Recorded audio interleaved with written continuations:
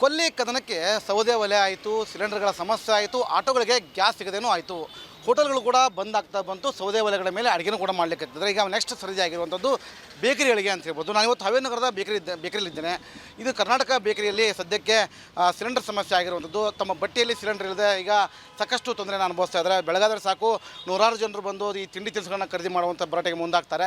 Cylinder ಸಮಸ್ಯೆಯಿಂದಾಗಿ ಸದ್ಯಕ್ಕೆ ಇದೀಗ ಸಾಕಷ್ಟು ಸಮಸ್ಯೆನ ಈ ಬೇಕರಿ ಮಾಲೀಕರು ಅನುಭವಿಸ್ತಾ ಇದ್ದಾರೆ. ಜೊತೆಗೆ ಅಂದರೆ ಕೆಲಸ ಮಾಡುವಂಥ ಏನು ಬಟ್ಟೆ ಮಾಲೀಕರು ಇರ್ತಾರೆ ಅವ್ರಿಗೂ ಕೂಡ ಸಂಬಳವನ್ನು ಕೊಡಲಾಗದೆ ಸಮಸ್ಯೆನ ಅನುಭವಿಸ್ತಾ ಇದೆಯೋ ಅನ್ನೋ ಮಾತನ್ನು ಕೂಡ ಈಗ ಹೇಳ್ತಾ ಇದ್ದಾರೆ. ದೃಶ್ಯದಲ್ಲಿ ನೋಡ್ತಿರೋ ಹಾಗೆ ನಾನು ಇವತ್ತು ಆ ಕರ್ನಾಟಕ ಬೇಕರಿ ಏನಿದೆ ಆ ಬೇಕರಿಯ ಒಳಗಡೆ ಅಡುಗೆ ಮಾಡೋ ಅಂದರೆ ಸಾಮಾನುಗಳನ್ನು ತಯಾರು ಮಾಡುವಂಥ ಐಟಮ್ಗಳನ್ನ ರೆಡಿ ಮಾಡುವಂಥ ಬಟ್ಟೆಯಲ್ಲಿದ್ದೇನೆ. ಸದ್ಯ ದೃಶ್ಯದಲ್ಲಿ ನೋಡ್ತಿರೋ ಹಾಗೆ ಇಲ್ಲಿರುವಂಥ ಈ ಒಂದು ದೊಡ್ಡದಾದ ಹೀಟರ್ ಮಿಷಿನ್ಗೆ ದಿನಕ್ಕೆ 1 ಅಥವಾ 2 ಸಿಲಿಂಡರ್ಗಳು ಬೇಕೇ ಬೇಕು. ಹೀಗಾಗಿ ಸಿಲಿಂಡರ್ ಪೈಪ್ಗಳನ್ನ ಹಾಗೆ ಬೀಸಾಕಿದ್ದಾರೆ ಅಂತ ಹೇಳ್ಬೋದು. ಯಾಕಂದರೆ ಸಿಲಿಂಡರ್ ಸಿಗೋ ಅಂದರೆ ಮೊದಲಾಗಿ ಕಮರ್ಷಿಯಲ್ ಸಿಲಿಂಡರ್ ಸಿಗದೇ ಇರೋದ್ರಿಂದಾಗಿ ಸಾಕಷ್ಟು ಸಂಕಷ್ಟವನ್ನು ಅನುಭವಿಸ್ತಾ ಇದೆ. ಕ್ಯಾಮರಾ ಪರ್ಸನ್ ಶೇಖರ್ ಕೊಪ್ಪ ಜೊತೆ ಮಾರುತಿ BM ರಿಪಬ್ಲಿಕ್ ಕನ್ನಡ, ಹಾವೇರಿ.